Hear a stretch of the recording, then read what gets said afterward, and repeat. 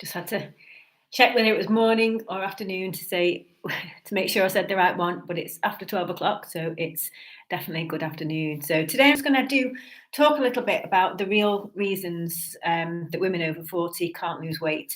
So you may, back to front, but you know that I have written a book recently and had it published, which is called Why Women Over 40 Can't Lose Weight. And I'm just going to spend a little bit of time this morning giving you some of the key things from that book that are going to help you. So if you're over 40, you might have noticed, particularly for women, that the diets and tactics in the past that you might have done which have helped you lose weight don't work anymore. Okay, and this can be quite a source of stress and anxiety for women.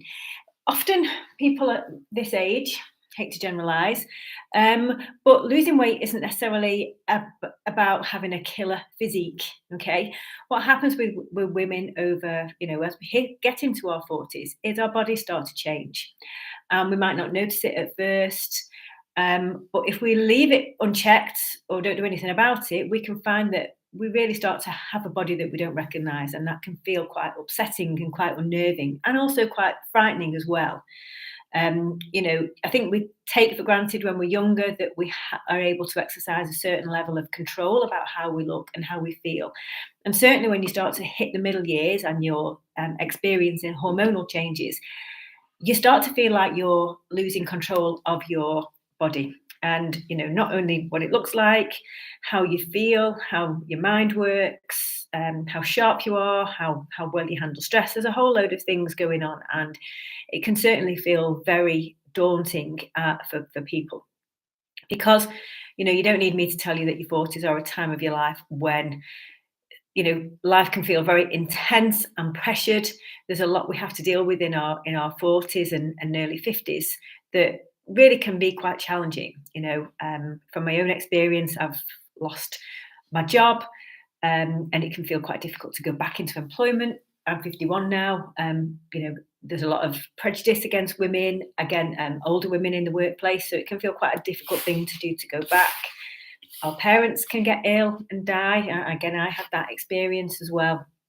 And then you've got all the things of hormonal changes going on, which makes everything just harder to cope with. Okay.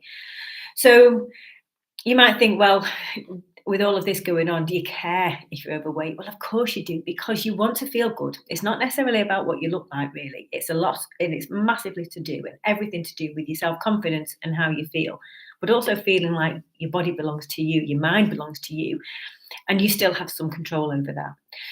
So what most people do is they tend to fixate on or think, okay, I'm overweight, I need to go on a diet. Very straightforward, logical thinking.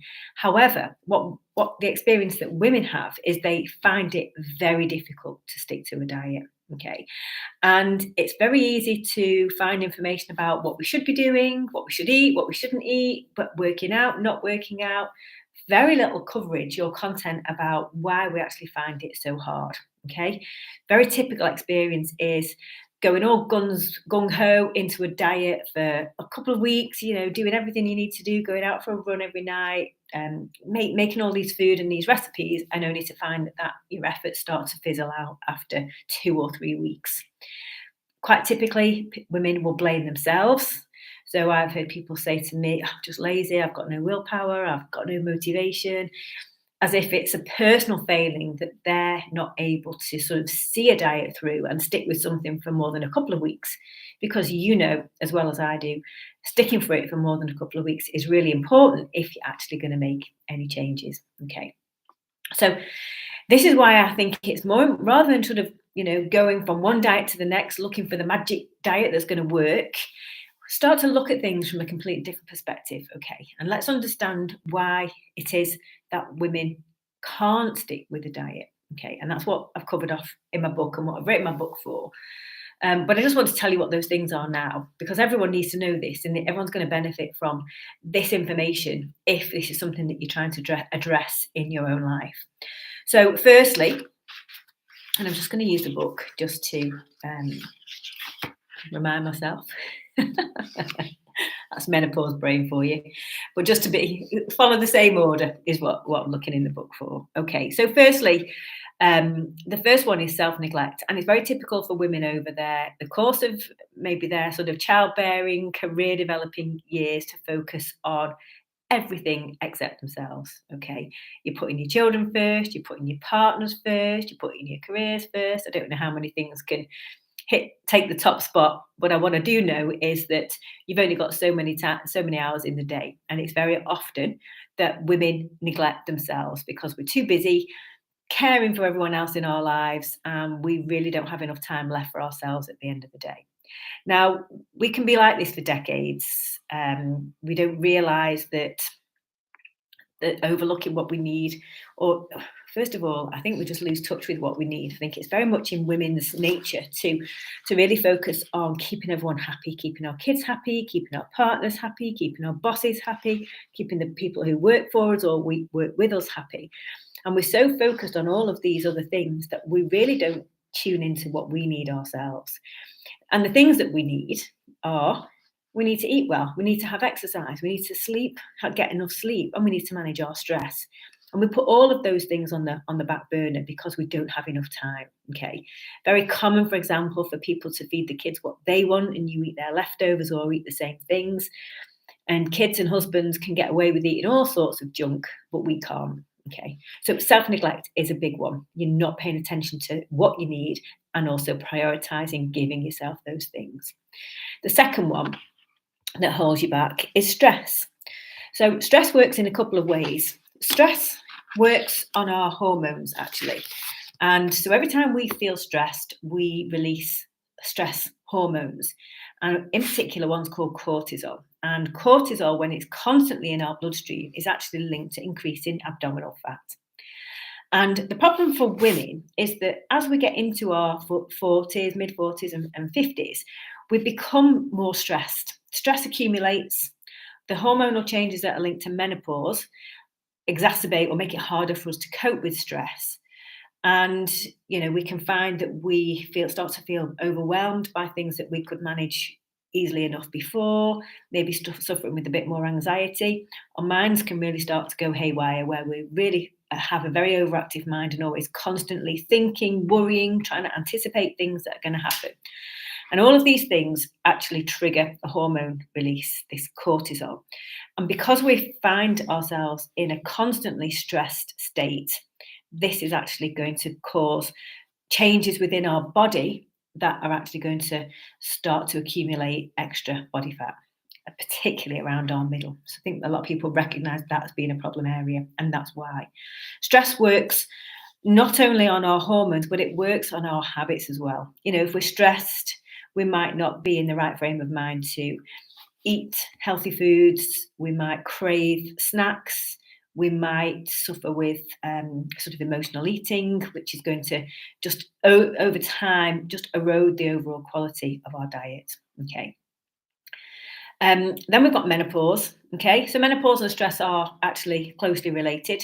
Stress and menopause, or the hormone changes, can work together to increase abdominal fat. Women become less able to cope with stress during menopause. Menopause also affects us because fat is a source of estrogen. So as estrogen levels are going down in our from our ovaries, then our body can lay down more fat to provide us with a weak source of estrogen to fill in the gap. Because we even though we might not be having children anymore and happy about that, we still need estrogen for many other functions in our body, and so our body does need some of it, and it comes from fat. So a couple of things happening on a within our body that's actually accumulating this fat. The other thing with menopause is we can lose our sense of enjoyment and pleasure, and that can affect our motivation as well. And if you're feeling a little bit down and your mood's gone and you're just maybe a bit meh about things, not enjoying your food, not finding the things that just kept you happy in the past don't sort of hit the spot anymore, food can actually start to step in and be an alternative to that.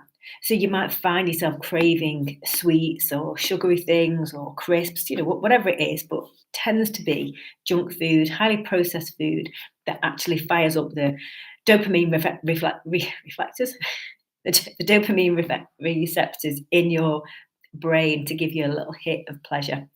So you're finding and using food and sometimes alcohol as a substitute for things making you feel good about yourself and feel happy. So menopause can actually lead to some extra cravings.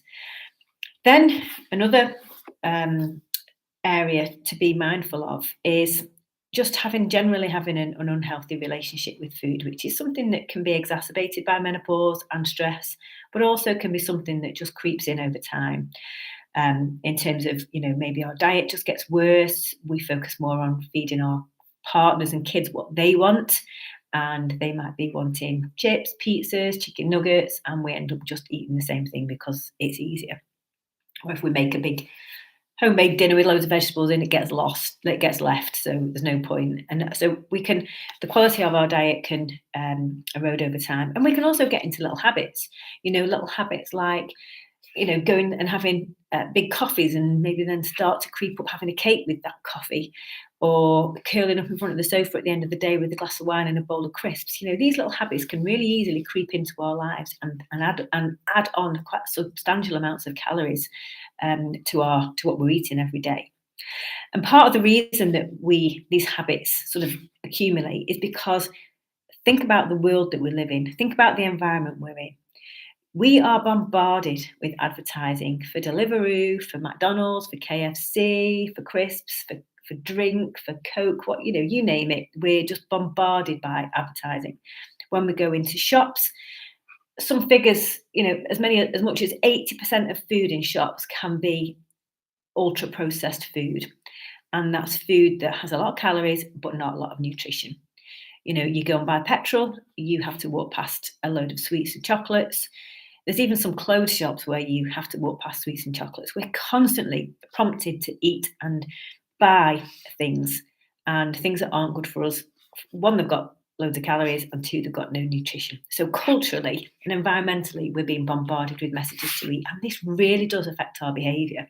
It's influencing the type of food that we shop and have in our cupboards and feed to ourselves and our families. And the problem with this is that these foods, this ultra-processed food, is our bodies don't just crave food because we're hungry and we need the calories. We also crave nutrition. We need certain nutrients for our body to function effectively.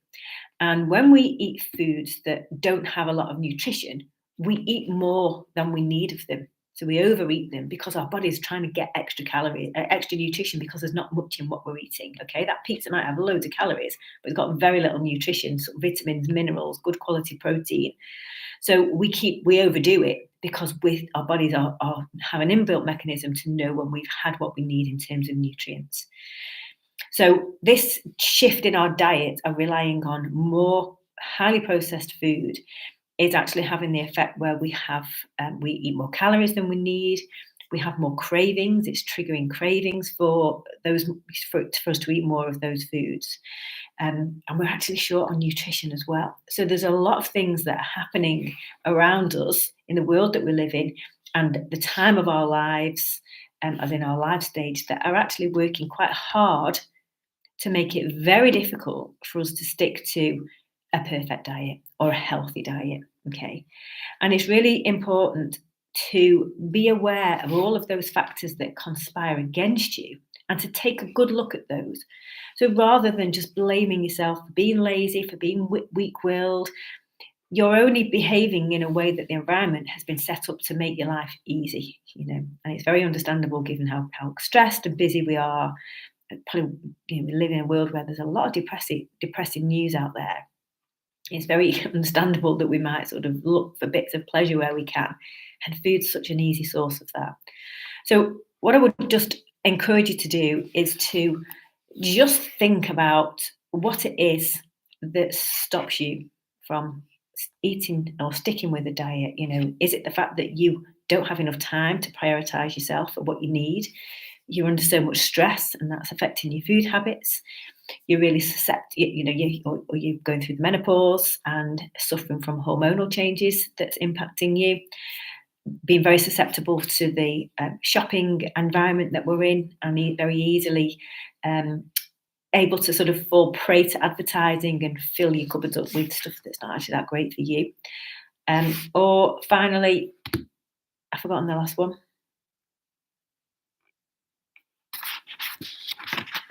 I'm going to have to do this. I've not talked about it. Sabotage, where people in your life, family, parents, mothers, best friends, husbands, really sort of encourage you to not stick with your diet. So that's the final one. So people, loved ones in your life, you might be trying to eat a healthy diet, not eat chips, not drink when you go out, whatever it is.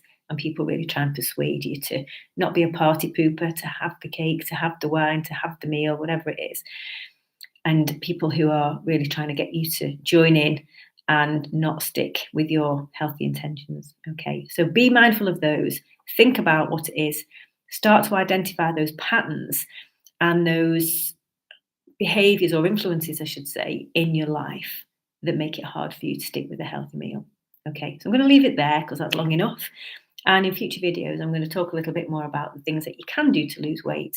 But really, there's no point starting a new diet. There's no point in me just telling you what you should or shouldn't eat, because those same blockers are going to come back and pull you away from what you should be doing. So it's very important to get familiar with those first.